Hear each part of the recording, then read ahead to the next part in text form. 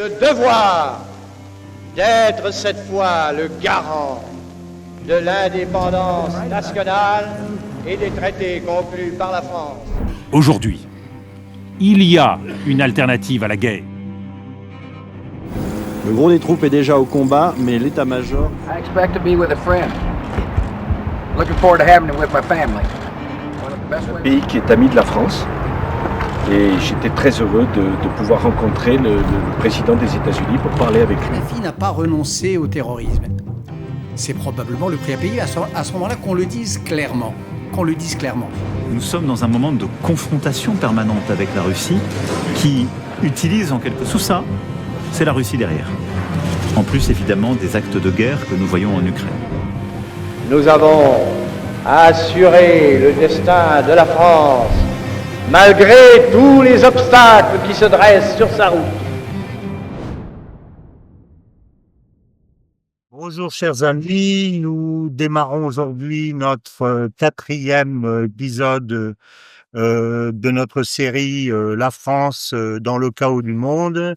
Après avoir parlé de la vocation de la France, après avoir parlé de la décolonisation de la France, après avoir parlé des Outre-mer, nous allons parler aujourd'hui du mondialisme financier et de la grande finance internationale. Et nous allons réfléchir, nous allons parler montrer quelle est l'histoire de cette grande finance internationale, comment elle se présente aujourd'hui et quelles sont les perspectives de l'avenir de ce combat entre la finance et les États. Alors à ce titre, je voudrais commencer, avant de vous présenter mes invités, en lisant un texte. Ce texte est de l'héritier de la famille Rothschild qui s'appelle Nathaniel Rothschild. Il a été écrit début 2002, en février 2002. C'est une adresse au gouvernement anglais et vous allez voir qu'il est tout à fait passionnant. 2022, François. 22, oui. 2022, voilà. Alors, l'article dit ceci, ça c'est la traduction française. Il écrit aux membres du gouvernement britannique pour dire que Vladimir Poutine est l'homme le plus dangereux depuis la défaite d'Hitler, suivi de près par Xi Jinping. Et il dit ceci: l'Ukraine est une pièce essentielle que nous ne pouvons pas nous permettre de perdre dans l'échiquier géopolitique. Il fait valoir que la Russie doit être excisée du système bancaire et économique international, ce qui est tout de même énorme compte tenu de ce qu'est la Russie. Je vois pas comment la Russie pourrait être excisée du système bancaire, mais c'est ce qu'il dit. Nous devons mettre la Russie à genoux par tous les moyens possibles pour envoyer un signal fort aux Chinois et pour protéger notre système mondial de normes et valeurs libérales. Donc, le système mondial est un système de normes et valeurs libérales, et tout ce qui peut contrevenir à ce système doit être détruit. Il ne faut pas se faire d'illusions. Si nous laissons Vladimir Poutine s'emparer de l'Ukraine, cela enverra le signal à nos ennemis, l'Iran, la Chine et la Corée du Nord notamment, que nous ne ferons rien face à un assaut de force. En effet, notre voie actuelle, celle de l'action militaire, c'est un banquier qui parle, signifie que notre ordre mondial est mort sur ses pieds. Je vous exhorte à déployer plus de force contre la Russie et ses mandataires, à intensifier la guerre de l'information pour connecter l'opinion, en particulier en ligne, et à envoyer des armes à nos amis en Ukraine. Sans l'Ukraine, l'ordre mondial est mort. Donc, ce texte est totalement fondamental à mon sens.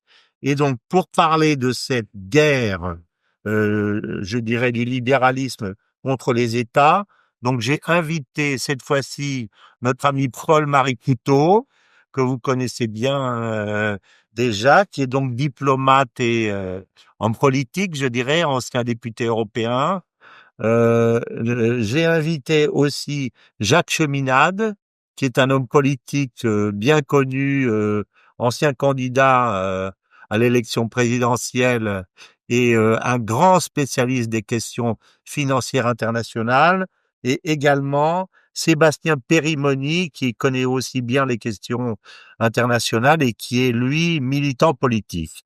Donc, je voudrais commencer par réfléchir avec vous et voir depuis quand et comment est-ce que ce pouvoir de la grande finance internationale s'est installé dans l'histoire.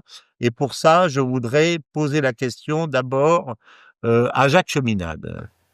Oui, je te remercie, François Martin, de poser cette question. Elle est fondamentale. Victor Hugo disait la liberté commence là où l'ignorance finit.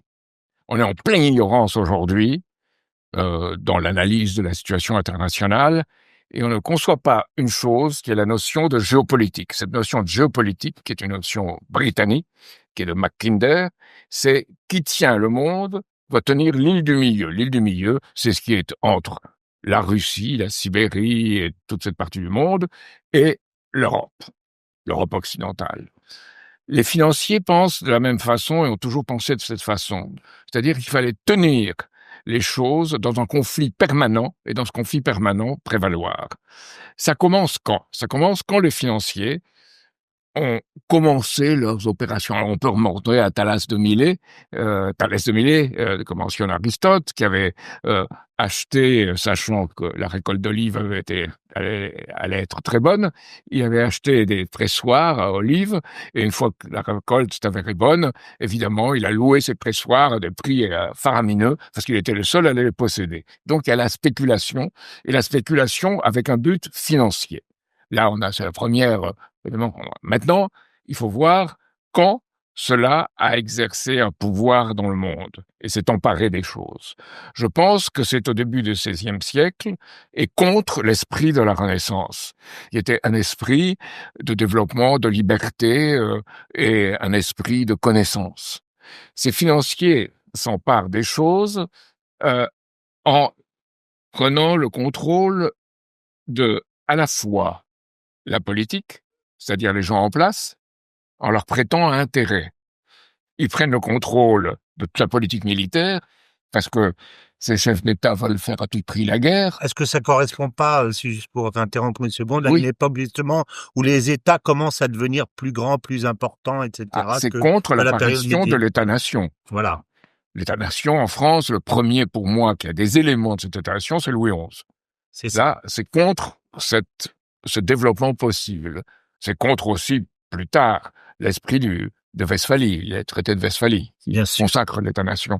Donc, mais dès le début de ce XVIe siècle, ces intérêts aussi sont associés à quelque chose qui est, et c'est là que la finance, dans son caractère universel, apparaît, qui est la colonisation, qui est les empires, qui sont les empires.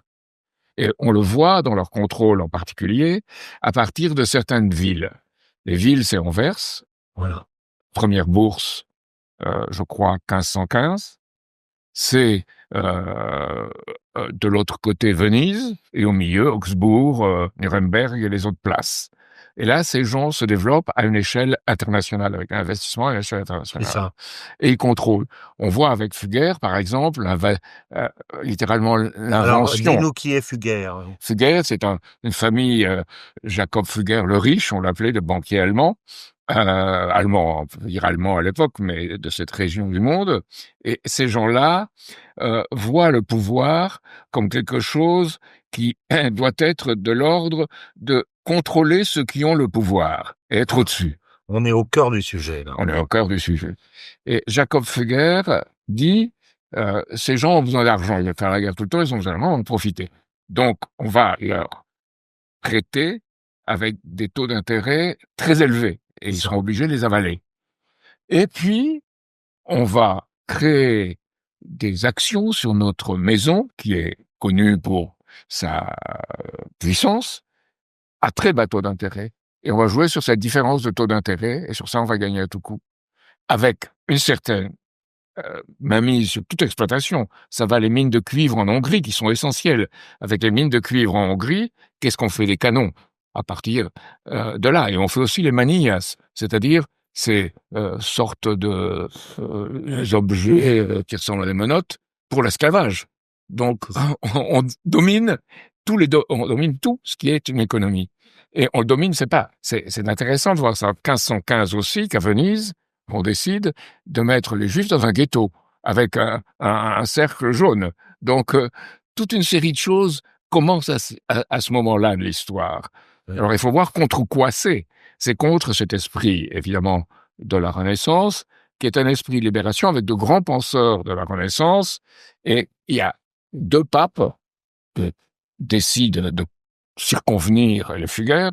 C'est Jules II et c'est Léon X, qui était tout à fait corrompu. Et comment on les tient? Par la simonie et par les indulgences. C'est-à-dire la croyance que, en donnant de l'argent pour obtenir des postes, on va créer une église stable, solide, et une croyance aussi, il faut retisser toute notion d'association de l'église à une manière de développement positive dans la société civile, dans la société en général. Et si on tient l'Église, si on tient l'Empire, et ils ont tenu Maximilien puis Charles Quint, si on tient l'Église, si on tient l'Empire, on tient tout. Et Voilà, ça, c'est ça.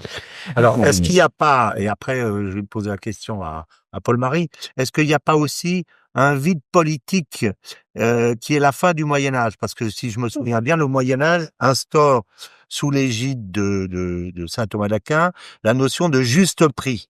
Le juste prix, c'est-à-dire suffisamment élevé pour que les producteurs puissent vivre, mais suffisamment bas pour que les clients ne soient pas étranglés. Et en même temps que le juste prix, le Moyen-Âge interdit, et l'Église interdise le prêt à usure. Donc, c'est-à-dire, le prêt de l'argent doit servir à la construction effective de la société. C'est Et non pas, ne 1903 doit en pas être 1215. spéculatif, ça. 1903, 1215. Voilà, c'est Alors ça. comment Alors, les fugueurs en fait, contournent la est-ce qu'on peut chose? dire que ces forces-là, en fait, ont réussi à briser cette espèce de carcan que l'Église leur impose Mais jusqu'à la fin du mais Moyen-Âge?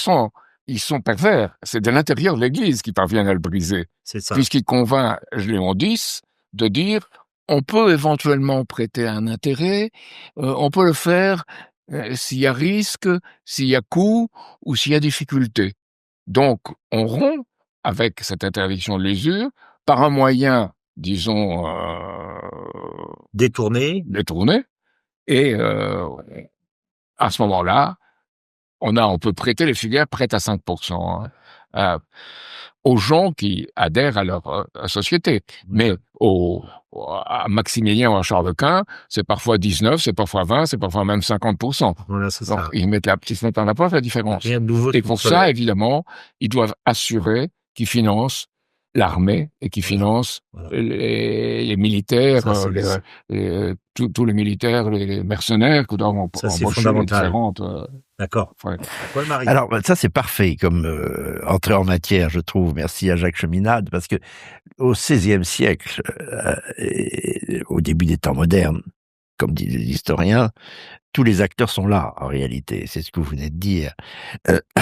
Les États, l'Église, les banques.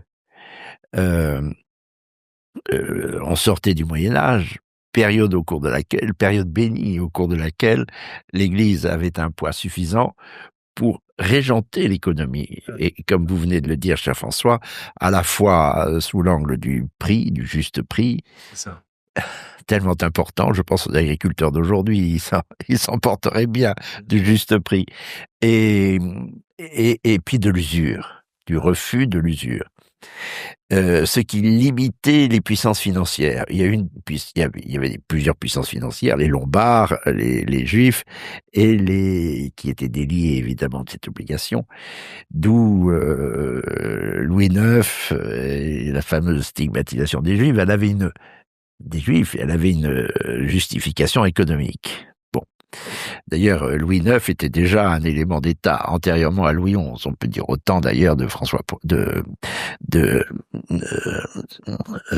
j'oublie son nom, Recette. non, de Philippe le Bel, avec une autre puissance financière qu'il a réussi à mater, ce sont les Templiers. Et il les a matés de belle manière. On n'ose pas y penser aujourd'hui, mais enfin, ça fait partie de nos rêves. Mater des Templiers dans le cadre de cette guerre voilà, contre le l'usure. nationalisme, l'Église de l'époque qui n'est plus là aujourd'hui, mais le Oui. nationalisme reste là. Et la grande... Les Templiers, c'était une grande puissance financière. Oui, bon, alors réglée par le feu. Encore une fois, on n'y songe pas aujourd'hui, sauf en rêve ou en cauchemar.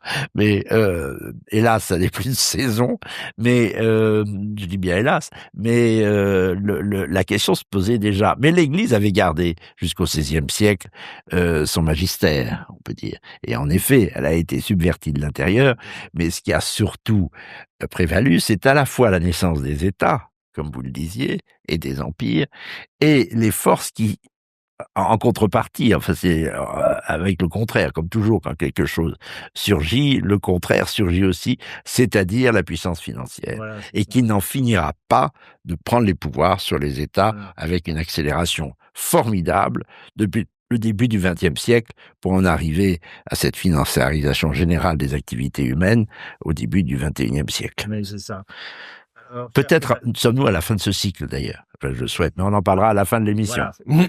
Père Sébastien, qu'avez-vous à dire ? Je vais rebondir sur un point qui me paraît être fondamental parce que c'est le combat de la finance et des intérêts financiers privés contre l'État-nation et le pouvoir des peuples à s'autogérer, on va dire, de manière, à l'époque, c'était la monarchie, mais après les républiques. Et ce qui est intéressant, c'est qu'on fête cette année le 250e anniversaire de la Révolution américaine, 1776.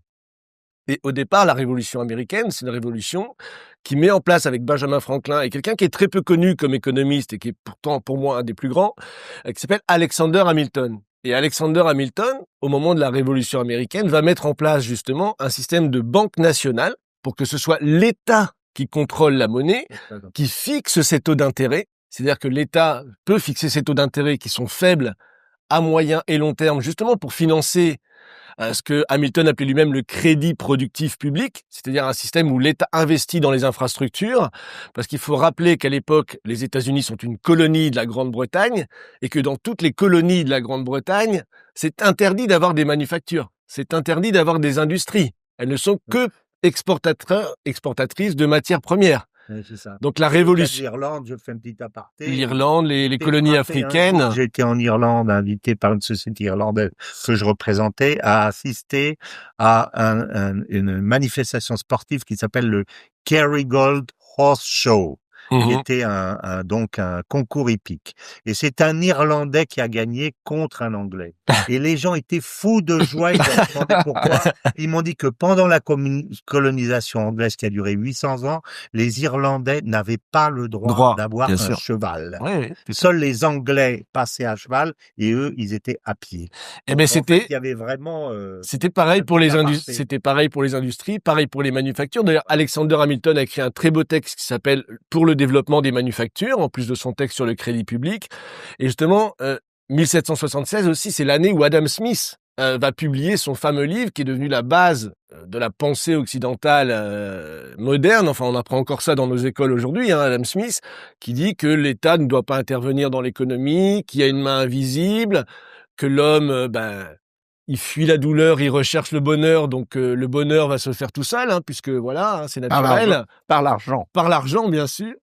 Et donc, vous avez ce combat à la naissance des États-Unis qui est très intéressant et qui est déjà ce combat entre État-nation, un État-nation, une république qui naît, et des intérêts financiers britanniques qui s'opposent justement à la création de cette république et à la capacité des États à contrôler la monnaie. Je crois que c'est Jacques Rueff qui disait que si l'État ne controle pas la monnaie, c'est l'inverse. C'est Georges Boris. Ah, c'est Georges Boris, oui, c'est ça. C'est la monnaie qui contrôle l'État. Et on a dans cette de 150e anniversaire de la Révolution américaine aussi un élément intéressant de ce combat entre l'État-nation et justement les intérêts financiers britanniques, parce que je crois que la Banque d'Angleterre a été créée bien avant, je sais plus en quelle année, mais enfin déjà qui jouait ce rôle-là à l'époque qui a été mentionné. Donc c'est un élément aussi intéressant de voir que c'est ce combat entre les intérêts financiers privés et l'État-nation est quand même au cœur de ce qu'on vit encore aujourd'hui. Dans ces deux pays, en Grande-Bretagne, juste une petite incise, en Grande-Bretagne comme aux États-Unis, cette bonne intention initiale a été débordée. Alexander Hamilton a été assassiné déjà. Ouais, voilà. Et tout C'est-à-dire que ce qui avait été bâti dans sa les forces conception financières ont fini par gagner. gagner. Est arrivé très tard la résurgence d'une banque Ce que vous nationale. rajoutez d'intéressant, excusez-moi, je vais vous donner la parole, c'est cette histoire de banque centrale qui fait que quelque part, ça évite à l'État d'aller négocier directement avec les banquiers lombards, etc., pour financer leur armée. Enfin, l'idée de la banque centrale est une façon pour eux de sécuriser. De banque nationale, c'est vraiment le terme. Sans être obligé, même si vous aurez des intérêts financiers privés, on pense à Necker, par exemple, avec la caisse d'escompte ou des choses comme ça. Tous les privés vont évidemment mettre de l'argent là-dedans, mais c'est quand même sous l'égide de l'État. C'est pas dans le cadre de négociations particulières où l'État se fait racketter par tel ou tel grand banquier international. Sur ça, simplement, pour en finir avec la question historique. Oui. On est le 24 avril 1523. Oui. C'est une lettre de Fugger à Charles Quint. Et voilà ce qu'il lui dit. Oui. Parce que Charles Quint refuse de rembourser. Ah bon. Ce n'est d'ailleurs un secret pour personne que votre Majesté impériale n'aurait pas obtenu la couronne de Rome sans mon aide, comme je peux le prouver par des lettres écrites de leurs propres mains par tous les commissaires de votre Majesté. Votre Majesté nous donne encore 152 000 ducats. Oui. Est-ce que le patron de BlackRock n'aurait pas pu écrire une lettre? Oui, c'est ça. Il a été Charles Quint a été acheté. En disant, votre Majesté. C'est là qu'il y a continuité. Pourquoi il a ce pouvoir? Parce que il a étendu ses actions à l'échelle universelle. Voilà. Ça va depuis la colonisation de l'Amérique jusqu'aux mines de cuivre de Hongrie, les mines de mercure et l'Espagne. L'Espagne finira ruinée. Et la meilleure analyse sur ça est de Jean Baudin, sur la réponse à Monsieur de Malestroit, où il définit pour la première fois ce qu'est l'inflation. Alors c'est très actuel. Je me souviens de ça. Très actuel, parce que quelqu'un qui s'appelle Han Wuning, qui est peu connu généralement, qui est l'aspirateur en Chine de Yang Zemin, de Hu Jintao et de maintenant Xi Jinping, a écrit sa première thèse sur les prédécesseurs bourgeois de la souveraineté, Jean Baudin, et il cite aussi après Maritain. Donc, il y a une connaissance en Chine de ce meilleur de notre histoire. Bien sûr. Il faut en être conscient. On peut faire confiance aux Chinois pour s'intéresser de près à tout ce qui est la finance, évidemment. Et là, il s'y intéresse de plus près que nos propres experts en France. Et comme par hasard, Baudin est aussi l'inventeur de la souveraineté. Donc, tout est très logique. Oui, bien sûr. Enfin, le penseur de la souveraineté. L'autre chose que je voudrais dire, c'est que cette notion de géopolitique est associée à cette idée de domination. L'autre, certainement, doit être dominé. C'est pour moi Aristote. Les contraires sont nécessairement opposés, on ne peut pas en sortir. Aujourd'hui, quelqu'un, qui est le pape actuel, Léon XIV, a reparlé, et on revient à la Renaissance, de Nicolas de Cuse, en disant un grand penseur ignoré, même l'Église a pensé avant avec. Vous pouvez expliquer un peu qui est Nicolas de Cuse. C'est quelqu'un qui a été partisan du concile pour renouveler l'Église et ensuite Ptolémée en pape. C'est les années 1430-1460. Il est mort en 1462 ou 63. Donc, il a été très actif à cette époque et c'est très intéressant parce que dans ce domaine, on puisait dans cette veine-là, on puisait quelqu'un qui s'appelle Jean Gerson, qui est celui qui a témoigné pour Jeanne d'Arc, et on puisait Jean de Majoris, qui est un de ceux qui ont éduqué, et Louis XI. Donc il y a une continuité là aussi. Ils sont pas exactement à la même époque, mais il y a une continuité dans la pensée. Et que le pape le mentionne aujourd'hui, c'est extraordinaire. Ce qu'il dit. Alors qu'est-ce qu'il en dit précisément? Il dit voilà, Augustin a très bien établi que dans une logique, on ne crée pas. Parce qu'en logique, on prend des éléments, des données qu'on connaît déjà. C'est comme l'intelligence artificielle, par exemple. Oui, c'est ça. On ne crée que si on explore l'inconnu. Et l'inconnu, on doit être guidé dans ce chemin, évidemment, par la foi évangélique, par le Christ. Voilà, donc, ça, on retrouve les germes de la doctrine sociale de l'Église. C'est ça, tout à fait. Et Nicolas de Cuse va plus loin. Il dit comment passer à un niveau supérieur. Coïncidence des opposés. Coincidentia oppositorum. Et là, on trouve quelque chose qu'on ne connaît pas encore, qui peut se faire que des gens qui semblaient opposés s'accordent. On n'a pas besoin d'un ennemi existentiel, on n'a pas besoin de quelqu'un écrasé à vaincre, on n'a pas besoin de géopolitique. On peut s'entendre, et on peut s'entendre dans projection terrestre que nous faisons pour notre part, et que le pape, dans une certaine mesure aussi, a élaboré, une architecture internationale de développement mutuel et de sécurité mutuelle. C'est exactement, et ça que il faut pas être ignorant, il faut le savoir, c'est ce que depuis, disons, qu'il a été au pouvoir, Poutine réclame. Il réclame un système de sécurité et une architecture mutuelle en Europe. Là, les Chinois disent non, il faut le faire dans le monde. Nous l'avons dit bien avant eux. Il faut cette nouvelle architecture, qui est une idée qui parcourt toute l'économie contre la finance. Parce que l'économie, ce n'est pas la finance. Bien sûr. Alors, on va y arriver. L'économie, c'est les pouvoirs créateurs de l'être humain à qui on donne une forme pour doit financer l'argent. Je dirais simplement, moi j'ai lu, je suis un catholique pratiquant et qui lit mes prières régulièrement. Je lisais une phrase d'un saint il y a quelques jours, j'ai oublié quel saint, qui disait Dieu n'est pas il a dit, Dieu a dit je suis la vérité et la vie. Il n'a pas dit je suis la coutume. Donc, je rapproche ça de cette idée comme quoi la création vient par la recherche de la vérité, pour se rapprocher de ce que disait saint Augustin, qui par ailleurs disait « Quel genre de bêtes serions-nous si nous ne devions pas chercher à comprendre ce à quoi nous croyons ?»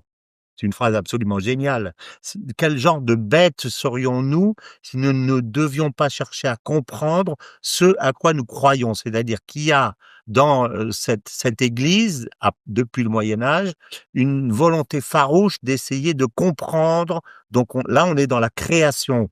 On n'est pas dans la coutume, on n'est pas dans l'intelligence artificielle, pour reprendre tes termes. On est dans la conjonction de la raison et de la foi. C'est-à-dire logos, qui est quand même la grande matrice européenne. Très intéressant sur ça. Oui. Il avait dit, on confond dans notre temps la vérité et la sincérité. C'est ça, on est bien d'accord. La sincérité, qu'est-ce qui en émane, éventuellement jusqu'au plus haut des valeurs. Voilà. Mais la vérité, c'est les principes. Voilà, les principes, c'est quelque chose de supérieur.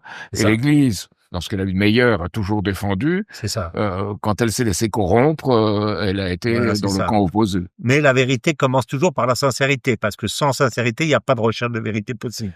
Donc la sincérité est la première des qualités. Je dirais par l'enthousiasme que les Grecs appelaient le Dieu intérieur. Voilà. C'est là. Et c'est en soi-même qu'il faut trouver ses ressources. En accord avec la société dans laquelle on se trouve, bien entendu. Alors, donc, merci beaucoup. Donc, depuis quand et comment est-ce que ce pouvoir de la grande finance est né? On en a parlé, c'est très bien.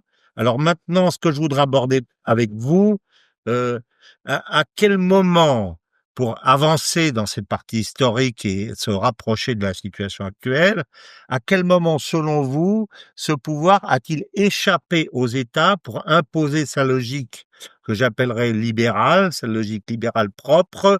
Quand ce pouvoir est-il devenu hégémonique d'une certaine façon? Comment s'est faite cette transformation et cette puissance phénoménale que la grande finance a aujourd'hui? Alors, je pense que Jacques Cheminade a de bonnes réponses. Je pense, est-ce qu'on est d'accord là-dessus, tous les quatre, une espèce d'accélération du phénomène tout au long du XXe siècle. D'accord. Et peut-être en ce que, là c'est une question peut-être plus discutée, en ce que la finance internationale, les grands groupes, les grandes banques et les grandes familles financières ont trouvé, j'allais dire, un exécutant docile, en tous les cas un allié puissant, que furent d'abord la Grande-Bretagne et ensuite les États-Unis. Le siècle américain ou le siècle anglo-saxon, pour reprendre ce mot si bienvenu du général de Gaulle, est un siècle de financiarisation parce qu'il y a une conjonction entre la puissance anglaise puis américaine et des places comme Londres par exemple, et puis Wall Street et tout le pouvoir qui en émane. Il y a un très bon livre là-dessus dont le titre peut paraître un peu provoquant, c'est mon ami Éric Zemmour qui me l'a fait lire. Je dis ça pour que on ne pense pas qu'il y a un non-dit dans ce que je vais dire. Ça s'appelle Le siècle juif de Yuri Sletskin. Je sais pas si vous avez lu ce livre, il est formidable.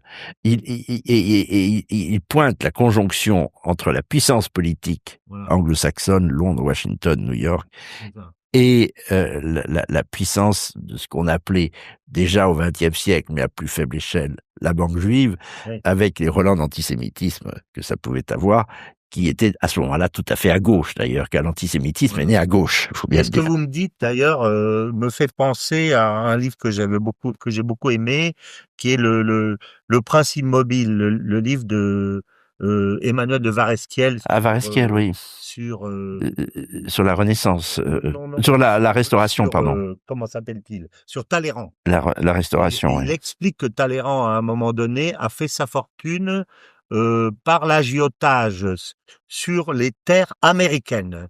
Donc, on comprend à travers ce livre que par-delà je dirais le joli roman des wasps et puis des conquérants de la terre, etc., les petits Américains qui petit à petit conquièrent ce pays dans l'Ouest, etc., il y a toute une autre partie de cette histoire de la conquête de l'Amérique dont on ne parle pas, qui est la puissance des financiers qui achetaient, qui se revendaient les meilleures terres, les mines, etc., etc.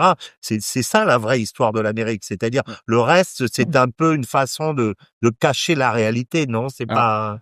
Moi, je serais pas d'accord avec ça. C'est d'accord. une histoire d'Amérique. D'accord. C'est l'histoire de l'esclavage, des guerres indiennes et l'histoire de la corruption financière. Voilà. C'est clair. Donc, l'histoire de la corruption Mais- financière et je veux dire, Mais il une y a partie de l'ADN.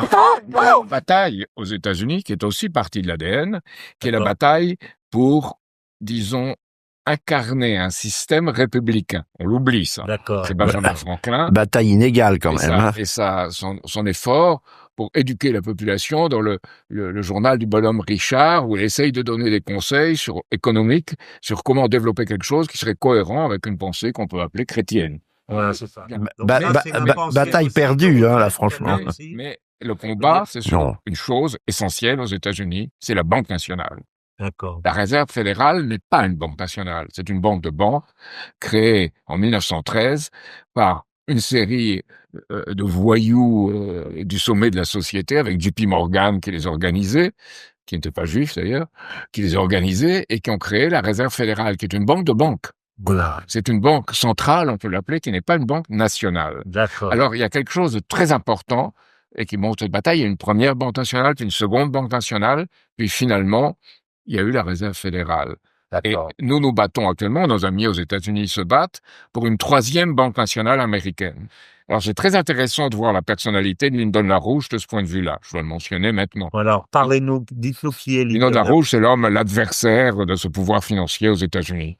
5 ans de prison, puni, écarté. qui était un homme dont vous étiez très proche. Donc. J'étais très proche, j'avais d'amitié pour lui et aussi, politiquement, il m'avait montré quelque chose lorsque j'étais aux États-Unis, qui ne concerne pas seulement les États-Unis, mais le monde. Il m'avait montré que, aujourd'hui, tous les gens qui sont aux États-Unis, généralement, et en particulier les Français, 80% adoraient les États-Unis pour les pires raisons du monde, et 20% les détestaient parce qu'on ne connaissait pas l'histoire.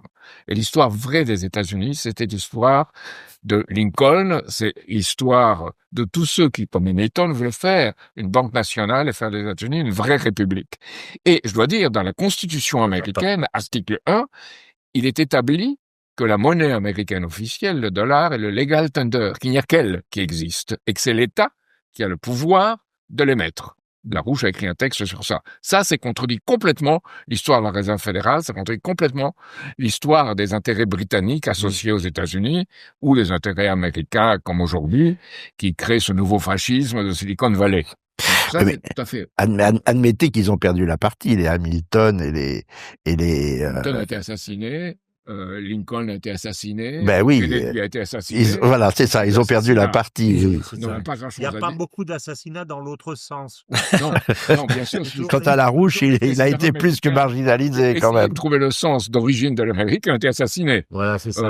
Nous avons aussi beaucoup d'assassinats en on France qui dévie ne un permettent petit pas peu, beaucoup mais de est-ce donner que des leçons. Roosevelt mais c'est était une autre histoire. également un peu Oh non. Théodore. combattre la grande puissance, non pas financière dans ce cas-là, mais industrielle Alors, à l'époque.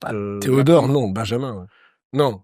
Pardon. Pas Théodore, Franklin de la Roosevelt. Bah, Franklin, pas du Parce que- tout. Alors, la Franklin, pas du doctrine de tout. Monroe, c'est à l'origine Monroe, 1823, et John Quincy Adams, qui était son ministre des Affaires étrangères. C'est ça. John Quincy Adams dit clairement, L'Amérique ne doit pas chercher des monstres à combattre à l'étranger.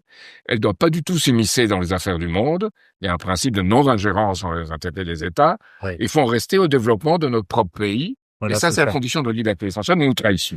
Vous avez vu, l'Amérique a trahi complètement ce message. Hein. Les États-Unis, vous voulez dire. Et donc, Ah non, c'est très important, parce que la doctrine de Monroe vise à protéger, à l'origine, toute l'Amérique de la prédation, et l'Amérique du Sud, de la prédation d'intérêts financiers.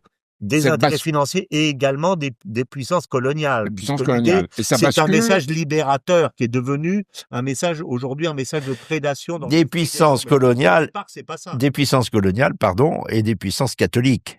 Parce que ce soit l'intrusion en 1870 parce que les puissances catholiques sont du royaume mexicain de Napoléon III ou les Espagnols, ce sont les catholiques qui sont visés, oui. Financièrement, on les manipule. Donc là, ça va. Mais en réalité, le grand changement, c'est 1907, Theodore Roosevelt. Oui, le bâton. Qu'est-ce qui se passe en 1907 ? Le grand effondrement financier. Il y a eu une crise où 50% des valeurs, 50% des titres ont perdu leur valeur. Donc à ce moment-là, Theodore Roosevelt dit il faut contrôler l'Amérique latine.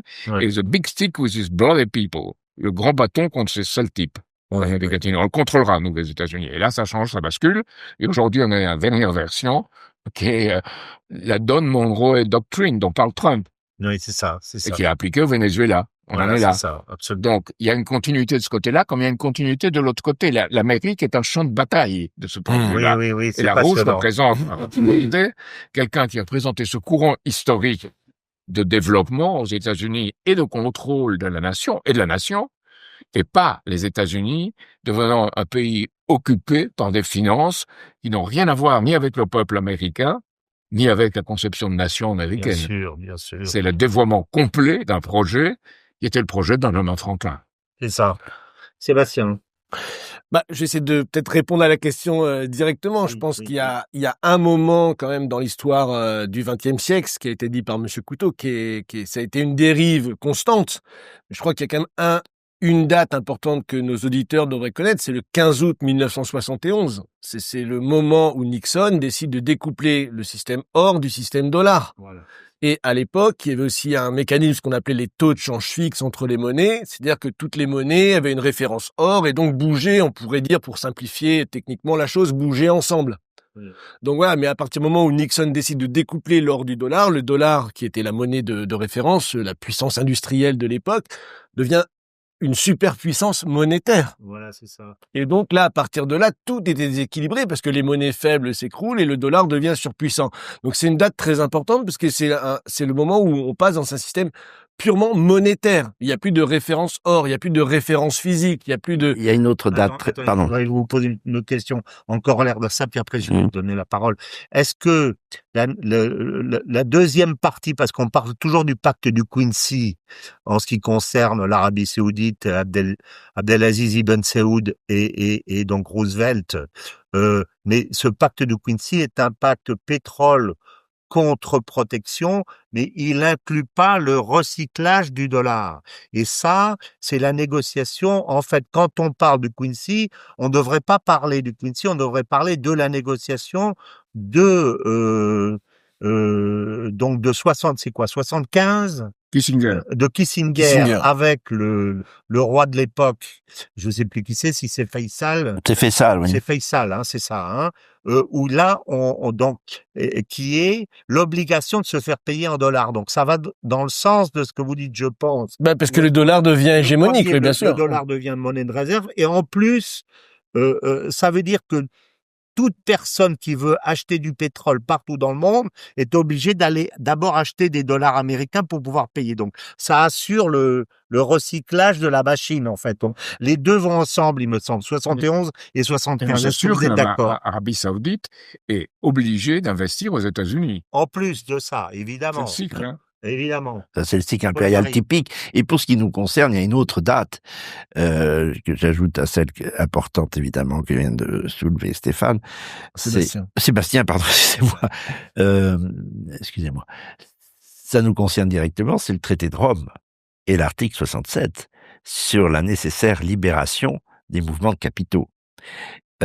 par étapes, d'ailleurs, dit l'article 67 du traité de Rome, je peux le lire, je l'ai retrouvé hier, les étapes ont été si longues qu'il ne s'est pas passé grand-chose au cours des années 60. De Gaulle étant là, on s'est un peu tenu à carreau. Oui. Il y avait quand même ce vieux système qui était pas mal, le contrôle d'échange et notamment le refus de l'expatriation des capitaux. Vous savez que pendant très longtemps, les capitaux étaient obligés de se réinvestir, sauf dérogation express du ministre des Finances, d'être réinvestis dans les pays où ils avaient réalisé leur gain, ce qui assurait une pérennité notamment des industries, parce qu'on réinvestissait dans les industries, on se développait, mais sur une base nationale. Bon. Le drame, la vraie date, c'est pas tant le traité de Rome, c'est l'étape annoncée et permise par le traité de Rome que fut juin 88. Ça, c'est le grand marché. Grande décision des ministres des Finances qui, alors cette fois, libéralise, abandonne les frontières et permet la navigation, si on peut dire, le transfert des capitaux, ce qui a donné lieu aux délocalisations, à la désindustrialisation corrélative. Sur le marché aussi, ça date de cette époque où c'est... Ah non, ça c'est plutôt dans les années 70, je crois. 73, oui. Mais c'est cette période-là. Et pour nous, Européens et notamment Français, c'était très contraire à tout ce qui avait été fait jusqu'à présent. C'est la source d'ailleurs des délocalisations, de la désindustrialisation, de la financiarisation. Et c'est d'ailleurs étonnant, j'ouvre une petite parenthèse. On regarde de la désindustrialisation aussi, que c'est un phénomène. Et oui, puisque les capitaux s'exportent, ils vont s'exporter en Chine et ailleurs, et on délocalise d'autant plus facilement.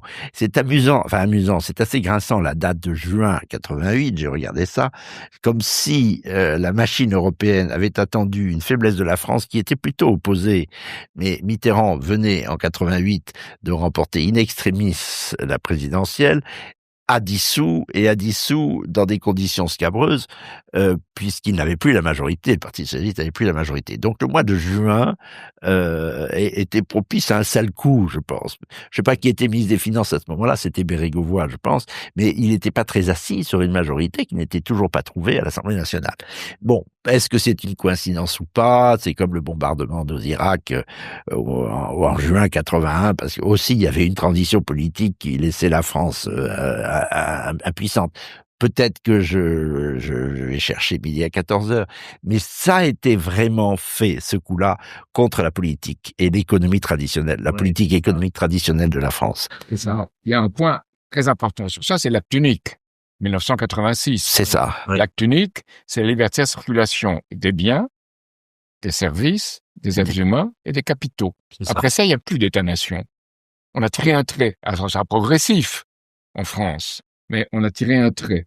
D'ailleurs, 88 fait référence à 86. Bien sûr. Oui, c'est ça. Bien sûr. La réunion des finances. Alors, il y a une dynamique qui se crée dans cela. Nous, on a fait campagne contre l'acte unique. On avait dit acte unique, actinique.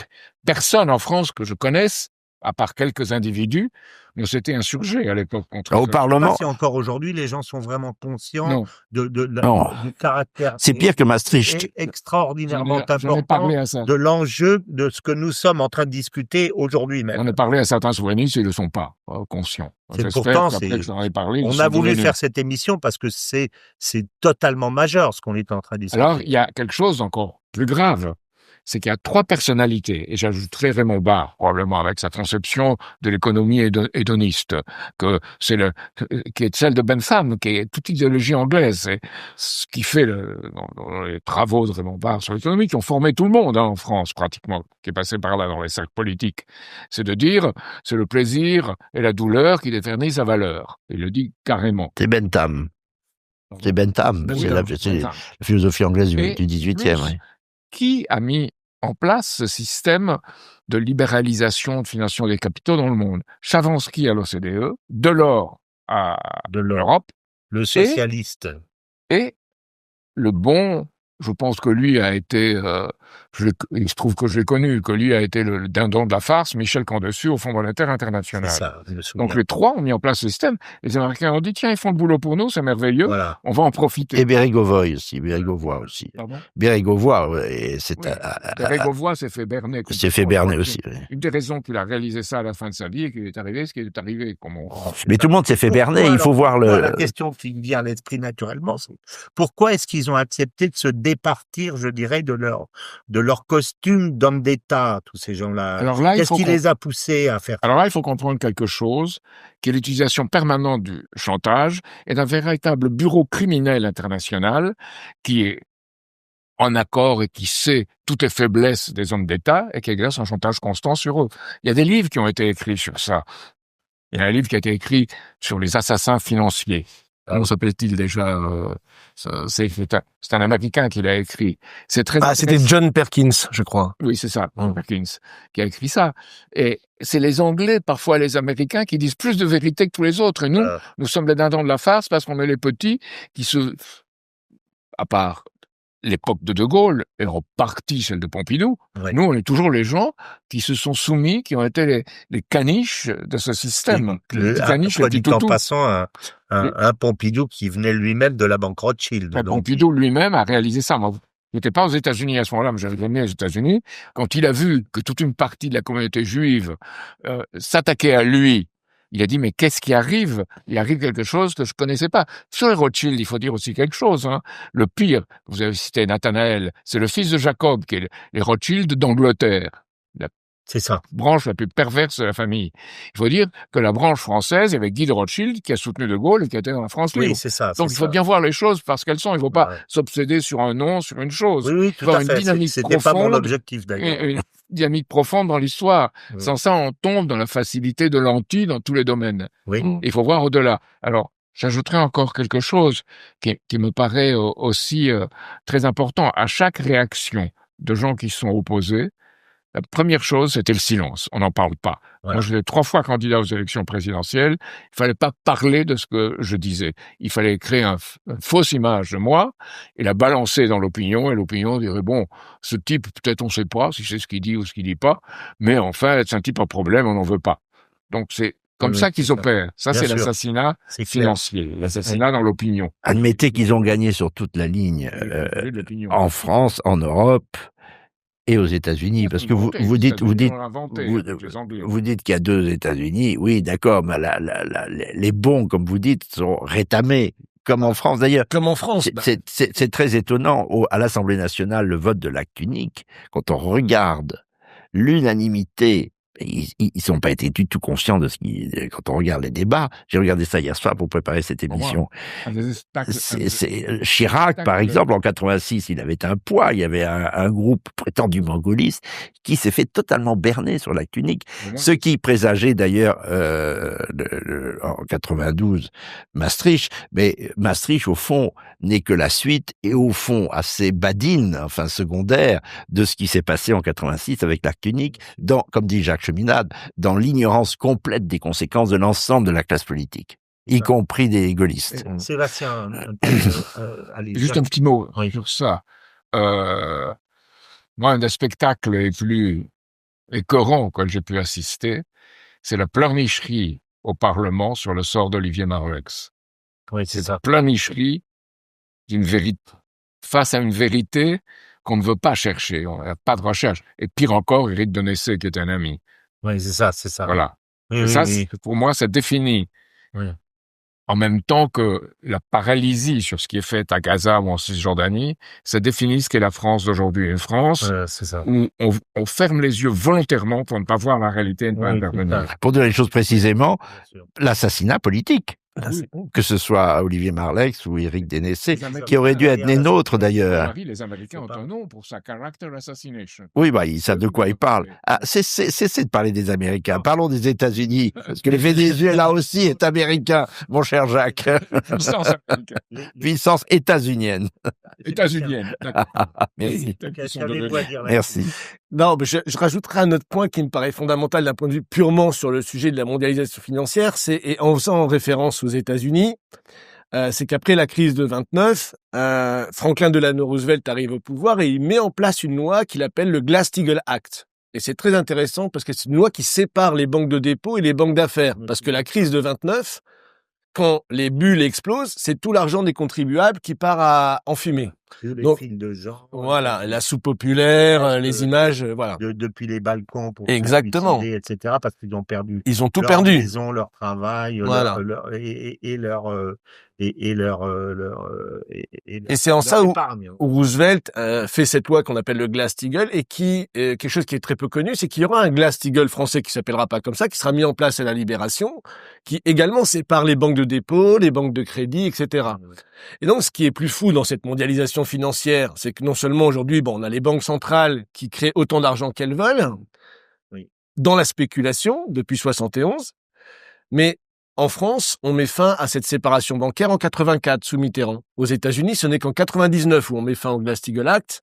C'est Clinton qui met fin suite à l'affaire, vous savez, de dessous de table, ce qui lui est arrivé. On lui met la pression et il abroge cette loi de Roosevelt.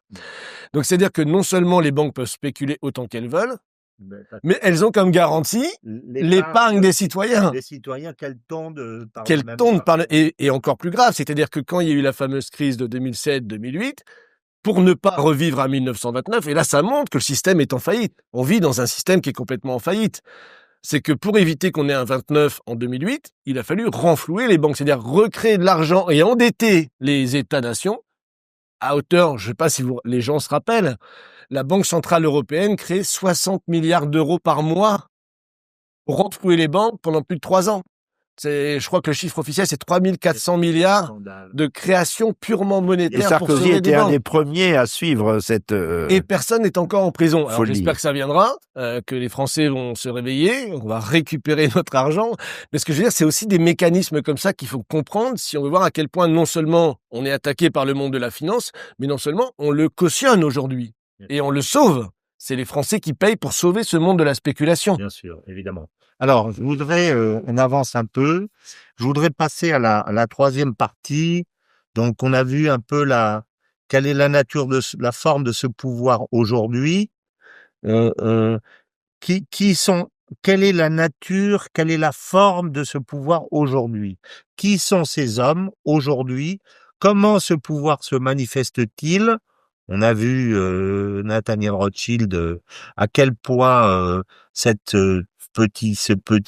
petite clique se sentait extraordinairement en danger avec ce qui se passe aujourd'hui. Quelles sont ses méthodes? Quelles sont ses ambitions? Alors, je te dis une chose sur ça.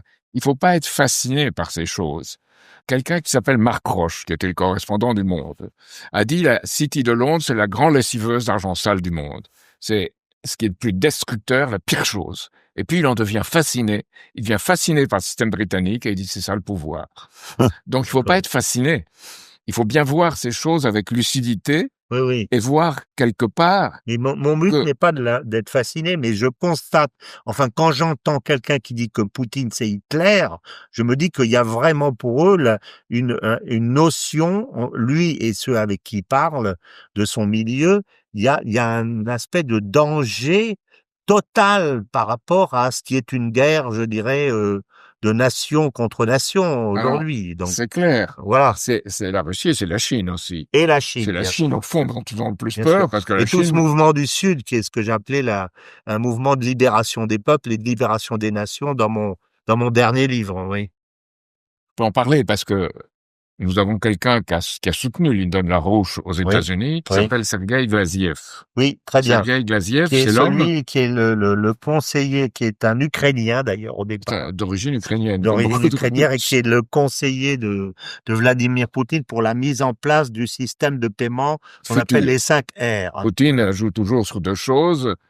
Il y a Nabiulina, qui est directrice de la Banque centrale, qui est une banque privée d'ailleurs en Russie. Tout attention, c'est pas une banque nationale. Qui est celle dont, qui joue sur le taux d'intérêt. Contre laquelle pas mal de Russes râlent d'entreprises parce qu'elle a des taux à 18%. Alors Poutine pense qu'au court terme, il la faut, avec des taux d'intérêt élevés. Glaziev dit avec ces taux d'intérêt élevés, on empêchera l'industrie russe de se développer. C'est ça. Il faut une autre politique. Voilà. Et il a écrit à la mort d'une Don Larouche, une lettre disant que c'est Larouche qui l'a convaincu de pas tomber dans les trucs occidentaux d'analyse des systèmes et de penser à une économie physique, une économie productive, Voilà. qui doit déterminer là où vont les crédits et là où va On l'argent, rejoint la vision de l'Église du Moyen-Âge. Hein. qui rejoint quelque part la vision de l'Église. C'est vrai. Que parfois, elle n'a pas elle-même suivi, notamment lorsque quelqu'un pensait établir cette nouvelle architecture qui était Frédéric II en Sicile et dans les pays musulmans, il pensait aboutir à un accord de développement, ça n'a pas marché. D'accord. Donc, c'est des combats intérieurs à chaque institution. C'est ça. Et moi, j'ai un grand espoir que quelqu'un comme Léon XIV Ouais. exerce vraiment une autorité. Il a été à la base au Pérou et il a très bien connu les cardinaux, les évêques, puisque François l'a nommé. Oui. Donc, il y a des limites à tous ces gens-là, mais ils ont quelque part une intuition, une vision qui va dans le prolongement. Et Ce qu'il le a dit sur Pérou Nicolas de Toulouse a est vécu essentiel. aussi à une période une inflation absolument gigantesque. Moi, je sais parce que j'y allais à cette époque. C'était avant la période de Fujimori, avec l'ancien dirigeant Oui. qui s'appelle Alan Garcia. Et quand je me promenais dans la rue, je raconte cette petite histoire, les gens étaient avec des billets de, je sais pas si c'est le peso, pour avoir quelques dollars. Et quand, moi, j'allais pas donner des dollars pour des pesos. Et ils me disaient, por favor, queremos un Pinochet. Queremos un Pinochet. On veut un Pinochet qui nous arrête ce bordel socialiste avec Alan Garcia qui avait décidé de pas rembourser la dette du pays et du coup l'inflation monstre. Mais pour ce pouvoir financier, peu importe le régime en place, pourvu que ce soit un bordel. Et il y a un bordel Pinochet, il y a un bordel Alan Garcia, il y a un bordel autre chose. Voilà, alors, c'est la ça. chose importante, je pense Et aujourd'hui. Fujimori avait Revenons essayé au de Pérou. redresser ça. Revenons au Pérou. Ouais. La chose importante, c'est que les Chinois ont un plan. Et c'est le plan Shanghai. C'est-à-dire qu'ils veulent faire un système de développement qui aille de la Chine aux rives de l'Amérique Pacifique, D'accord. de l'Amérique latine. D'accord. Et le chemin de fer transcontinental. Ça, Trump n'en veut pas. Trump dit, c'est notre précaré, c'est notre arrière-cour, n'y mettez pas le nez. Et ça, c'est pas la doctrine de Monroe. C'est la doctrine de Monroe, de Trump. C'est ça. Et même Trump sous pression des intérêts qui l'entourent. Tout à fait. Et ces Tout à fait intérêts, c'est la d'accord. nouvelle oligarchie de Silicon Valley. Tout à fait. C'est ce nouveau fascisme. Si vous lisez Peter Thiel, les cheveux se dressent sur votre tête. Voilà. Et Peter Thiel est impliqué dans le trafic de drogue. J'en ai les preuves ici. Bien sûr, bien sûr. Il a financé toutes les sociétés qui ont légalisé le cannabis aux États-Unis. Et alors on dit que Maduro est un trafiquant de drogue. Ouais, On n'en c'est sait trop rien d'ailleurs. Probablement, il percevait Il a l'argent dû de la drogue tremper qui un passait peu par là, quelques mais doigts le dedans, mais Venezuela c'est ne pas produisait lui. pas de drogue. Et on met pas en prison Peter Thiel. Voilà. On met pas en prison Narco Rubio, Non. qui est connu pour nous avons fréquenté dans tout le milieu de Miami, c'est un gusano, comme on dit là-bas. Bah, c'est aussi pour ça. Alors là, on fait un petit aparté, mais on va y revenir. Moi qui ai beaucoup voyagé en Amérique latine, ils me disent, nuestros gobiernos, je vais raconter une histoire. Tiens, ça c'est, la dernière fois je suis allé avec ma femme, je suis allé à Cuba. Vas-y. Alors les types, là aussi, ils essayent de te refiler de l'argent pour essayer d'avoir quelques dollars. Alors le type, il m'aborde comme ça dans la rue. Bon, alors, es la crise. Alors j'ai dit, non mais Tomé, c'est le pelo. Arrête de te foutre de moi, quoi. La crise. Alors, il dit, nuestros gobiernos no se dan muy bien. Ils se débrouillent pas très bien. Je lui dis, pero hombre, cállate, por favor, no me digas esto. Ne me dis pas des conneries. Bueno, ahora te voy a decir la verdad. Son unos hijos de putas. Il me dit ça. C'est des fils de pute. Il me dit, oh, ok. Je dis, ah, ok. Là, on est d'accord, on peut discuter. Mais après, ils te disent, parce que je l'ai discuté avec eux, nous savons que nos gouvernements sont des, entre guillemets, des fils de pute, mais on préfère nos fils de pute à nous plutôt que ceux des cartels de Miami, parce que le jour où on les aura sur le dos, ça sera encore pire que Castro. Voilà, c'est ça qu'ils disent. Donc, ils veulent pas des gringos. Déjà, ils préfèrent se débrouiller en général, avec Maduro, avec Castro, avec les uns ou avec les autres, mais ils veulent pas des mafias, des mafias de, voilà, pardon. Je crois que c'est très important parce que ce qui va se passer au Venezuela, c'est qu'un reflet sur le mur de la caverne du monde, mais c'est essentiel parce que je crois aussi. Que va faire Trump? Est-ce qu'il va essayer de continuer? Alors, ce qu'il vient de faire en saisissant le Marinera, là, le pétrolier. On est encore tanker. dans le cinéma, là. Je pense qu'il va vendre les droits à Hollywood quand il sera plus président de tout ça. Oui, mais c'est au-delà d'Hollywood. Parce que Pas sûr, ça suffit il a pas. des effets dans la réalité. Et les gens qui sont autour de lui, tous ces gens, c'est les gens qui ont dit Alexandre Sharp ou tous ces gens viennent de PayPal, de Palantir. Palantir, il faut bien voir, Palantir, eh bien, le dirigeant européen venait d'Airbus. Pourquoi? Parce que Airbus a besoin pour ses avions d'une révision préventive. C'est-à-dire qu'avant d'avoir un accident, avant d'avoir une chose, Palantir peut lui dire, voilà, on a les meilleures données, on sait quand il pourrait avoir des accidents, il faut changer la pièce avant même qu'il y ait un problème. Voilà. Et ils le savent. Ouais. Donc, on est dans leurs mains. Et ce qu'a dit notre ami Pelboin, c'est très vrai. Pour le numérique, on a perdu nos possibilités. Voilà. Qu'est-ce qu'il faut dans ce domaine-là? Il faut passer à l'open source, à un logiciel libre, et il faut investir dans la robotique, comme font les Chinois. Les Chinois ont compris, un axe dans la robotique, les Américains sur ça sont en retard, les Chinois sont en avance. On aurait dû faire la même chose. On n'a pas réagi sur ces questions-là, alors qu'on a les meilleurs chercheurs. Les Américains nous les pontent.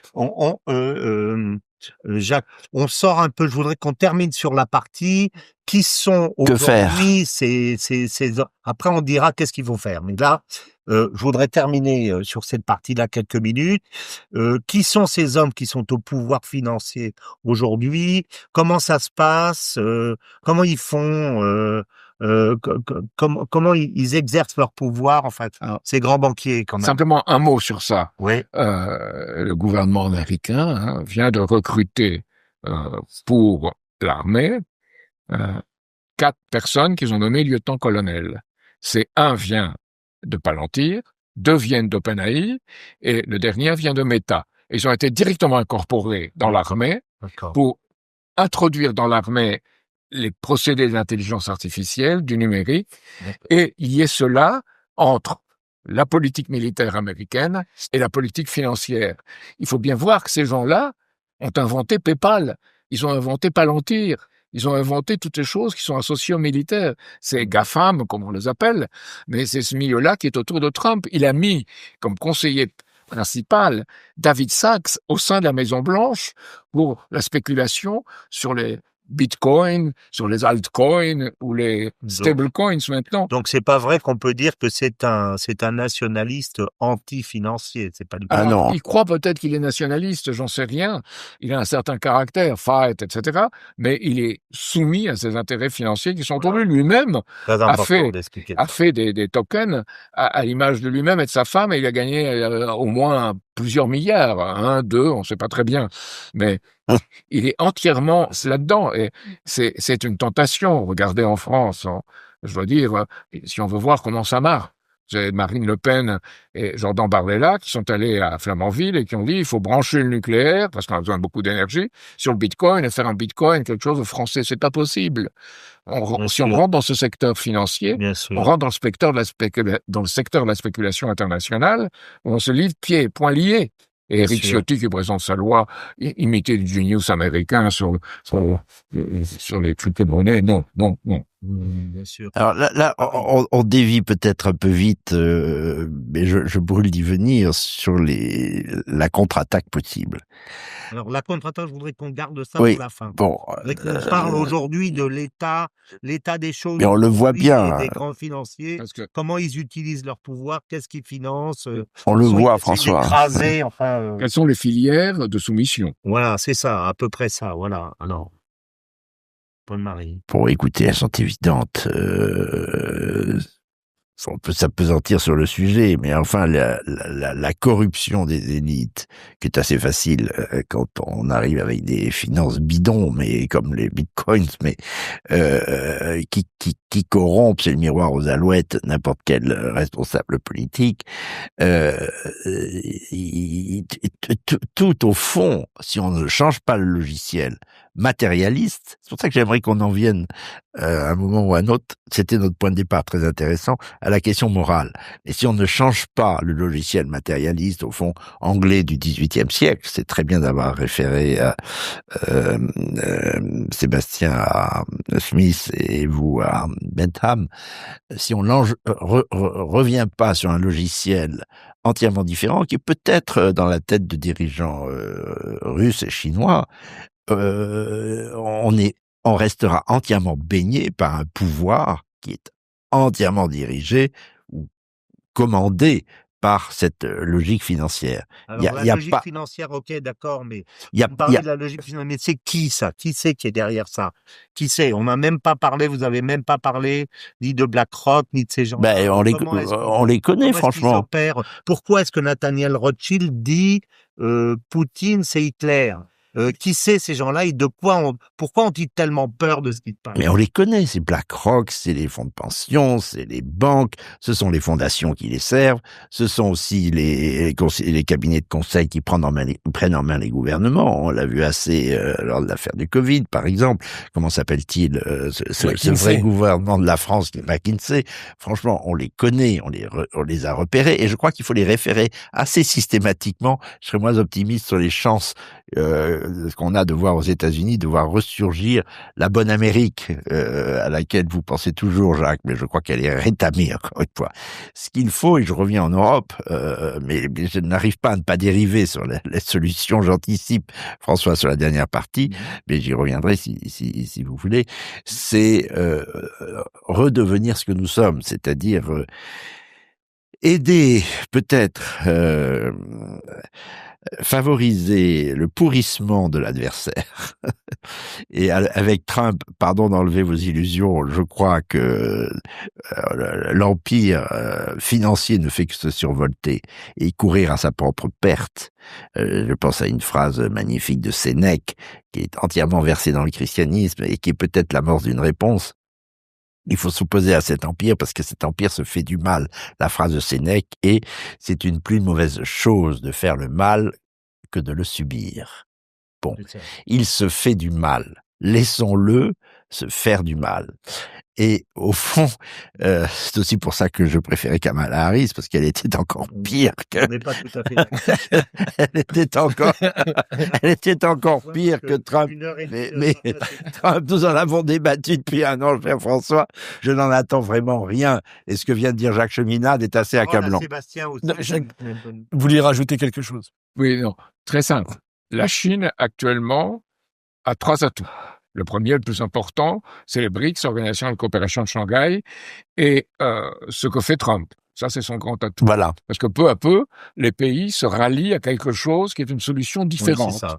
Et quelque part, la réponse de ces pays à cette opération du Venezuela, je l'ai trouvé extrêmement modérée sur le plan, plus que modérée sur le plan militaire. Alors, ils ne sont pas intervenus. Contre, je l'ai trouvée intelligente sur le plan médiatico-diplomatique, parce que ça veut dire aux BRICS, vous voyez, ce sont des gangsters, venez chez nous. C'est un peu ça. Hein, ces pays-là, sans uniformisation, tous voient que la Chine, en pratiquement 30 ans, se développer comme jamais on leur a permis, eux, de le faire. C'est ça. Donc ils disent, c'est un modèle. Un modèle, oui. C'est un modèle. Gagnant. Et surtout, c'est ce que je disais, c'est comme ces pays-là savent que le système occidental est décadent, en faillite, au bord de la rupture à tous les niveaux. Ils sont au bord de la rupture aujourd'hui aux États-Unis. Hein. Ouais, enfin. Je sais pas si Trump n'est pas en train d'essayer de redresser la barre. On peut avoir un débat sur ça. Mais ce que je veux dire, c'est que la stratégie, moi, j'ai eu la chance d'aller au sommet des BRICS de Kazan, qui a eu lieu il y a 1 an et demi.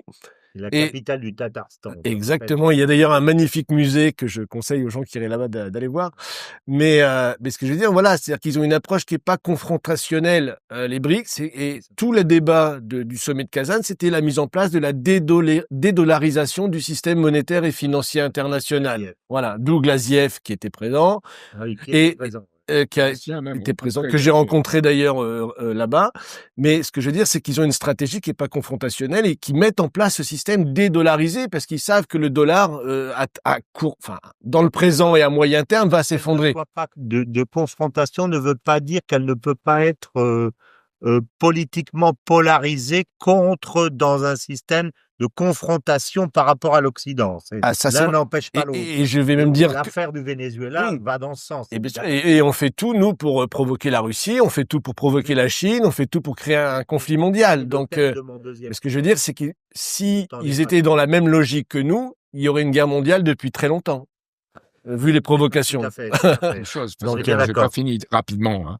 La Chine a pour atout donc le BRICS, l'Organisation de coopération de Shanghai, et les pays qui s'y rallient. Et là, les terres rares, et surtout le raffinement des terres rares. C'est très important. Je rappelle qu'il y avait un pays qui avait les terres rares, qui était un des premiers dans le monde à les avoir, il s'appelle la France, avec Ron Poulin, qui a tout sacrifié. On a dit, bon, les Chinois se saluent. Il reste la Nouvelle-Calédonie, quand même. Oui. On avait les atouts, non? C'était en France. Oui, et la Nouvelle-Calédonie en a quelques-unes. Les terres rares partout, d'ailleurs. C'est les fonds pour les raffiner et les produire. Les Chinois ont un autre atout, c'est qu'ils peuvent bloquer Taïwan, et Taïwan, TSMC, les producteurs de microprocesseurs et de semi-conducteurs, le monde entier en a besoin. Pourquoi? Pour l'industrie civile, et les portables. Et Huawei a quand même sorti des puces à 2 nanomètres récemment. Je ne sais pas si c'est 2 nanomètres. Je crois qu'ils ne sont pas tout à fait arrivés à 2 nanomètres, mais ils sont très près. Enfin, oui, c'est ça. Donc et les Chinois, à Taïwan aussi. Et si les Chinois bloquent Taïwan, font un blocus, comme les Américains ont fait au Venezuela, hein, comme Trump a fait au Venezuela, s'ils font un blocus, il n'y a plus, au bout de c'est ce que je pense. Je dirais 2 mois à peu près. Il n'y a plus les moyens de faire des missiles. Ben, c'est ce que je pense. Il n'y a plus les moyens de faire des téléphones portables. Il n'y a plus les moyens de faire Je pense que si vous voulez vraiment faire... non, ils ne veulent pas. Pourquoi? Si vous voulez vraiment bloquer Taïwan fait encore 30% de son commerce avec la Chine continentale. Il y a des liens. Si vous voulez les embêter, ils le feront. Je connais des gens qui sont entre les deux. Il y a beaucoup de cinéma derrière ça. On est d'accord. Cinéma, c'est vrai. Mais la dernière chose, c'est que dans cette situation, les Chinois pensent que, et le Pentagone aussi d'ailleurs, tous les scénarios disent que s'il y avait une guerre entre la Chine et les États-Unis, si elle était conventionnelle, la Chine gagne dans sa région. Les États-Unis ne parviennent pas à gagner. Il faut que les États-Unis soient réduits à utiliser l'arme atomique. Oui, c'est ça. Pour l'instant, on n'est pas là. Ils l'ont déjà fait. Hein. On en approche. Et les Chinois veulent être prudents parce qu'ils se disent, oulala, si on va là, le temps travaille pour nous. Quand même là, la meilleure travail pour nous, laissons travailler le temps. C'est ça. Le temps travaille. Les Chinois travaillaient avec Glaziev sur la. Le temps travaille pour nous. Et les Brésiliens, Celso Amorim est quelqu'un qui a travaillé sur ça. Et il y a au Brésil, on l'ignore, tout un courant économique et diplomatique de qualité qui travaille en même temps sur ces choses-là. Bien sûr. En réalité, ce que les gens autour de Trump veulent, c'est la peau de Lula et voir Bolsonaro avec Milei et les autres constituer un axe qui soit favorable. Qui veut la peau de Trump? Trump, entre autres. Mais je n'ai pas forcément cet avis. Moi, j'ai vécu au Brésil. Lula, que j'ai bien connu, j'ai pas connu personnellement, mais il était déjà le chef de l'opposition à l'époque où moi j'habitais au Brésil de 76 à 78. Je rappelle que quand il est une chose dont on parle au Brésil, qui est la grande réforme entre guillemets sociale depuis les années 50, c'est la réforme agraire. Et Lula ne l'a jamais faite. Donc Lula n'est pas autant qu'on peut le penser. Il est beaucoup plus proche, en fait, que l'on pense des milieux puissants. Et c'est plutôt Bolsonaro qui a fait un travail social en essayant de limiter la criminalité, etc., etc. Enfin, qu'un type qui est en prison soit levé de toute charge et sorte de là. Donc, je sais pas s'il n'y a pas un peu une affaire à front renversé, Lula étant plus proche des intérêts américains que ce qu'on pense. C'est quand même Lula qui a organisé la réunion de BRICS cette année. Elle en est passée. Sur ce plan, il a viré Kazakh à ce moment-là. Il a viré Kazakh, il est obligé. Parce qu'il y a des intérêts là-bas qui le poussent dans cette direction. C'est vrai. Donc il y a une tension très forte en Amérique latine. Personne n'est un ange en Amérique latine. C'était juste aussi bien personne n'est un ange. Mais il y a des gens qui ont un sens des réalités et qui voient que du côté de la politique officielle des États-Unis d'aujourd'hui, quel que soit qui la dirige, que ce soit Biden ou que ce soit Trump, ce n'est pas favorable à leur souveraineté. Donc pour moi, la France, aujourd'hui, revenons à notre pays, la France doit s'associer à tous les pays dans le monde qui défendent leur souveraineté. C'est notre souveraineté qui est en accord avec cela. Or, on voit des gouvernements français et une opposition, même l'opposition, Le nouveau Front populaire, quand ils avaient leur programme, qu'est-ce qu'ils ont fait? Tout, c'était pour donner des armes à l'Ukraine. Ils l'ont écrit, y compris Mélenchon, qui l'a accepté dans le texte du nouveau Front populaire. Je l'ai devant les yeux. Donc voilà, on est dans une logique où on n'est pas capable de courage, de volonté Voilà. et d'affronter la réalité. Voilà. Et c'est ça que je voulais dire, c'est un message Alors, par rapport à la situation. ça c'est le dernier, la dernière partie. On est en plein dedans, effectivement. Donc, on a parlé donc de l'historique de ce pouvoir financier. On a cherché à savoir comment il est devenu important et même hégémonique. Quelle est la nature de son pouvoir aujourd'hui? Comment se manifeste-t-il? Quelles sont ses méthodes, etc. Et là, donc, comment le combattre? Quel est son avenir? Est-il menacé? Et que devons-nous faire et que doit faire la France? Voilà, on est en plein dans Alors, que doit faire la France? Écoutez, on vient d'esquisser quelque chose d'important. D'ailleurs, tout ce que vous venez de dire est important, cher Jacques. Heureusement que vous êtes là. Enfin, vous avez une vue parfaite, à mon avis, sur ces sujets. Il y en a un autre que j'aime à citer au risque de vous faire grincer, qui est assez lucide sur le sujet, c'est aussi François Asselineau, qui, au fond, sait de quoi il parle. Non, je dis ça un peu en... Qui bene amat, bene taquinat. Vous connaissez le verbe taquinare. Bref, mais il y a de bons esprits en France. Et notre première arme, nous le disions lors de notre première émission, c'est aussi une grande lucidité, une compréhension du monde et des hommes pour le comprendre. Ça, il faut se fonder sur eux. Lorsque vous disiez, mon cher Jacques, tout à l'heure, la Chine pense que se tient à carreau à cause de l'hypothèse nucléaire qui n'est pas folle, puisque les États-Unis ont déjà utilisé par 2 fois l'arme nucléaire, ils sont le seul en ce cas. Bon, ils peuvent encore le faire une 3e fois. Mais le temps travaille pour nous, pense la Chine, et sans doute aussi l'Inde pense la même chose. Et la Russie. Eh bien, nous devons penser la même chose.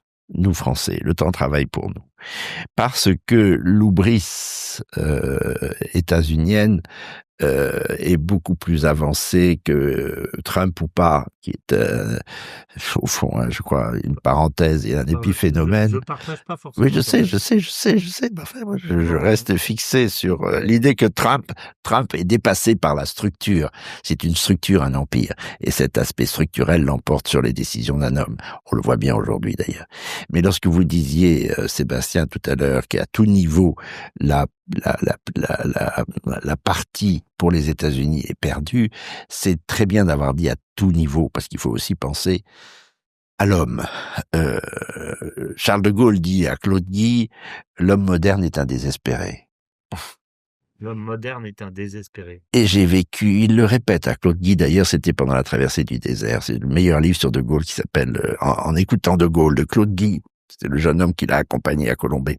Il vivait donc, qui a vu de Gaulle vivre jour après jour et lancer des choses terribles d'ailleurs. C'est le de Gaulle féroce que j'aime beaucoup. L'homme moderne est un désespéré. Moi, j'ai beaucoup vécu ça aux États-Unis.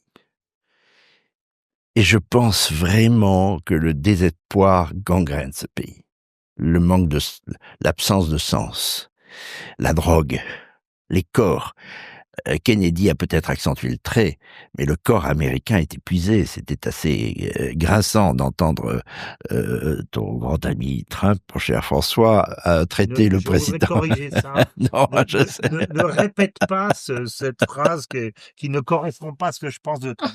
Alors, grand ami, je suis. N'oublie pas. Qui bene amat, bene taquinat. Bon, bref. Bon, non, mais pardon. Mais traiter le président, c'est très amusant, ça, c'est très significatif. Traiter, comme l'a fait Donald Trump, le président colombien d'homme malade, était très intéressant, parce que le corps des Américains est malade.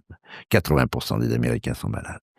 Je pense que la Chine n'est pas pour rien dans la pénétration du fentanyl par le Canada, par le Mexique. Hélas, dans certains pays d'Europe aussi, il y a un très bon reportage sur Arte sur les ravages du fentanyl aussi en Pologne. Il y a des pays qui sont déjà gangrénés. Ce que nous avons à faire, c'est vraiment donner du sens aux hommes. Et là, je ne peux pas, en tant que chrétien comme toi, ne pas penser que l'Église a un grand rôle pour revenir à ce qui a été justement une conception de l'homme détachée de l'obsession de la raison commerciale ou de la raison économique. Si nous restons assez fidèles à nos racines, et quand je dis racines, à ce qui tient l'homme debout, c'est à la fois des racines et une transcendance, notamment face au siècle des machines et du fascisme californien, qui est un peu la figure de proue du monde des machines et de l'obsolescence de l'homme, comme dit Gunther Anders. Si on pense à une autre phrase que j'aime beaucoup d'Ernst von Salomon, le jour où l'homme s'est émancipé de Dieu, il n'imaginait pas qu'un jour les machines s'émanciperaient de l'homme. Ça veut dire notre horizontalité qui fait que nous sommes à quatre pattes devant les machines, à quatre pattes devant les écrans. L'homme souffre, l'humanité de l'homme souffre, et tellement qu'elle fuit dans le fentanyl. Mais quand le fentanyl sera jugulé, parce qu'il semble que le nombre de morts diminue aux États-Unis de fentanyl, ils étaient à 82 000 quand même en 2023 morts. C'est la première cause de mortalité, le fentanyl, entre 18 et 45 ans. Quand même, c'est extraordinaire. Enfin, c'est extraordinaire, c'est alarmant. Mais il y aura d'autres chimies. Et je crois que l'homme américain va mourir de chimie. Voilà. Comme il paraît que l'homme romain est mort d'un abus d'étain ou de cuivre. Et de plomb. Je pense qu'il y a cette dimension-là aussi. Et c'est peut-être c'est très attentatoire à l'évolution de l'humanité, cette affaire, tout ça. On peut parler d'involution de l'humanité. Et celui qui va gagner, je crois, c'est celui qui involuera le moins et qui restera le plus près de ses racines. Alors ça peut être la Chine, encore qu'elle soit loin de ses racines, à mon avis, mais je connais mal le sujet, mais pas la France. Et ça, c'est notre responsabilité. Faire que la France reste elle-même. Je voudrais écouter Sébastien.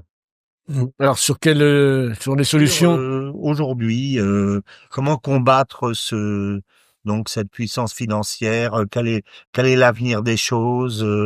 Est-ce que vraiment cette guerre d'Ukraine et ces guerres d'une façon générale du Sud global contre le Nord global leur porte un coup fatal?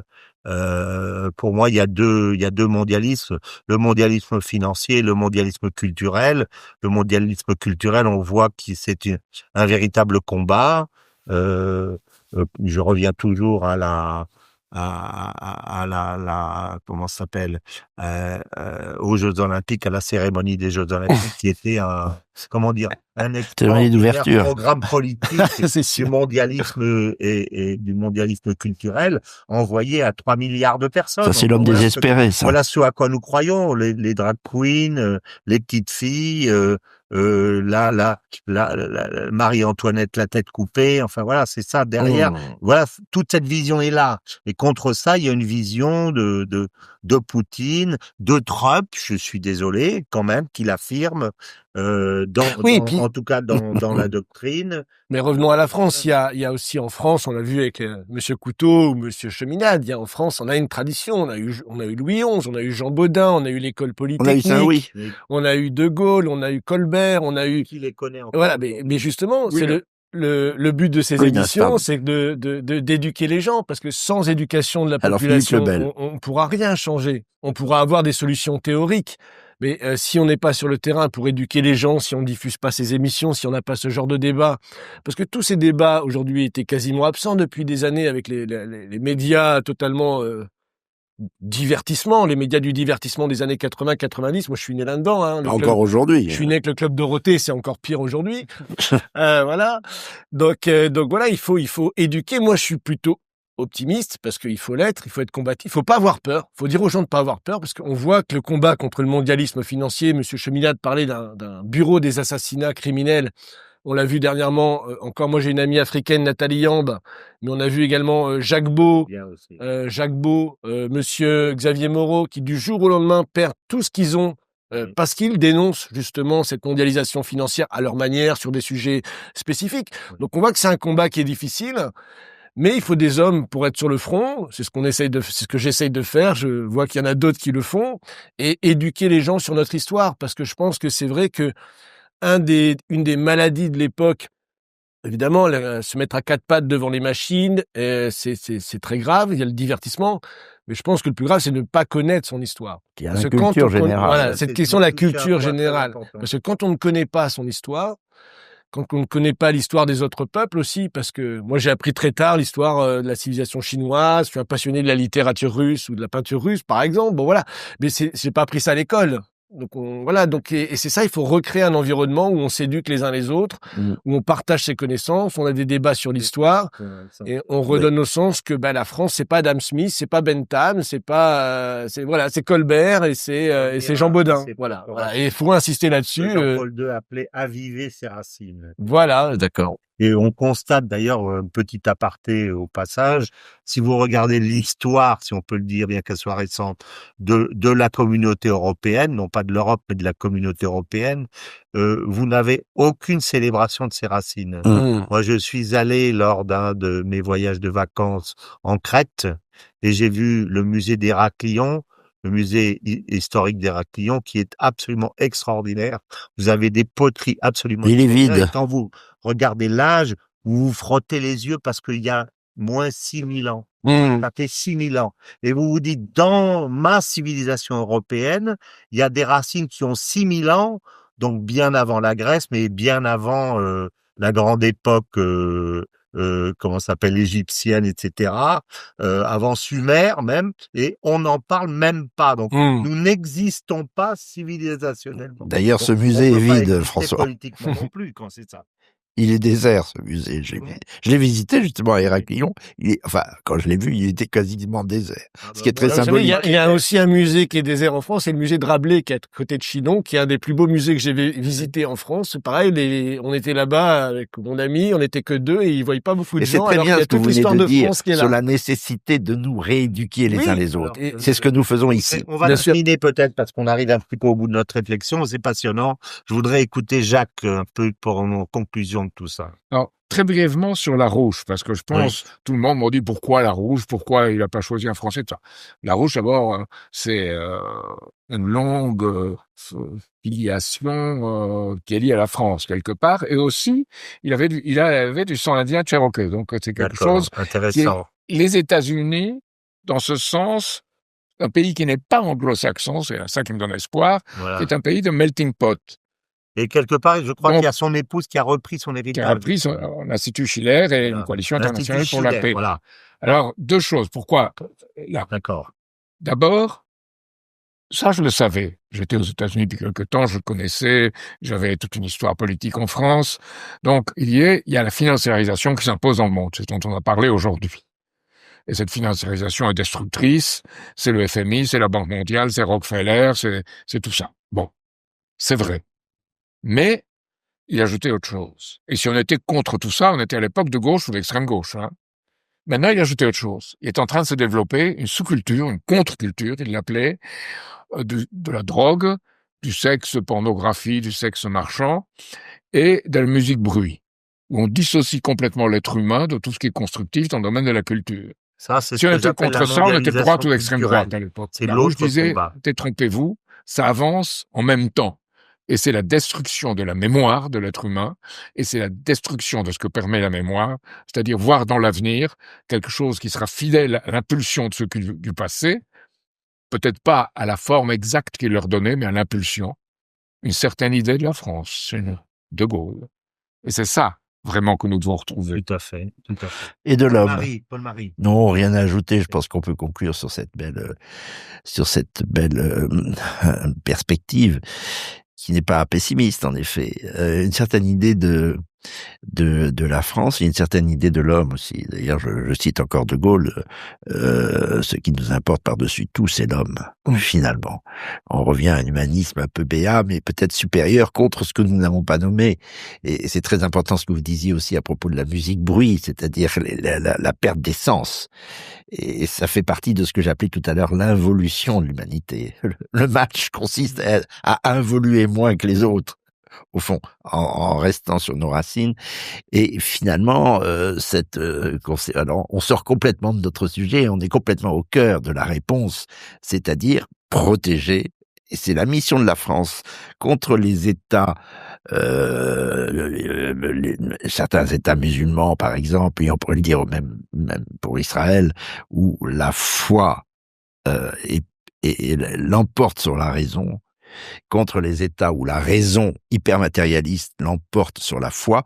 Nous lions les deux, ce que Benoît XVI a appelé à Ratisbonne le logos comme origine de l'Europe. Si on reste... Qu'on traduit en même temps comme verbe dans l'évangile. C'est le verbe, c'est l'intelligence. C'est le mot grec qui veut dire raison. C'est la discussion. Oui, la raison. C'est la langue. C'est la langue en ce qu'elle est de l'être. Voilà, j'ai écrit un livre qui s'appelle Être et parler français. Le logos est au centre de l'être. Bon, on revient à la conception platonicienne, mais on déborde notre sujet. Si nous restons sur notre logiciel, c'est le mot le plus compréhensible. Je pense que nous avons une chance d'involuer moins que les autres et à donner à la France une voix persistante, renaissante dans l'univers, puisque notre émission a pour but aussi de penser à l'avenir de la France par rapport aux évolutions du monde. Voilà. Tout à fait. Un petit mot de conclusion, cher ami, cher Sébastien. Je dirais que le rire aussi est le propre de l'homme, comme on dit. Donc il faut. Les machines ne rient pas. Les machines ne rient pas. Rabelais nous a beaucoup fait rire et il nous a beaucoup appris. Donc je dirais bon, voilà, je dirais que la situation est dramatique. Mais il faut savoir. Et on n'a pas lu tous les livres. Garder le courage de rire et de se moquer de ceux qui nous gouvernent parce qu'ils sont vraiment Parfait, très mauvais parfait. et de garder la foi en ce sens dans le rire et dans la bataille pour sauver notre pays. Voilà. Merci, chers amis. J'en ai une autre, si vous me permettez. Allons-y. Par rapport à notre histoire, à ce que nous sommes. Oui. Chasser le naturel, il revient au salaud. Ah oui. Oh, c'est un double. Donc, notre émission s'achève. J'espère que nous vous avons intéressé. Le but de ces émissions est de parler de la France dans le monde. Non pas de la France seule, non pas du monde seul, mais de la France dans le monde. C'est ce que nous avons essayé de faire. Et également de vous ouvrir à... Nous avons eu un sujet très intéressant sur, par exemple, les Outre-mer. Nous allons parler de la France maritime dans les mois qui viennent. Nous allons parler de la francophonie. Donc tout ça pour montrer, donc nous ouvrir à d'autres sujets. Et ce sujet, nous voulions le traiter parce qu'il nous semble absolument fondamental et nous espérons vous avoir intéressé. Merci beaucoup.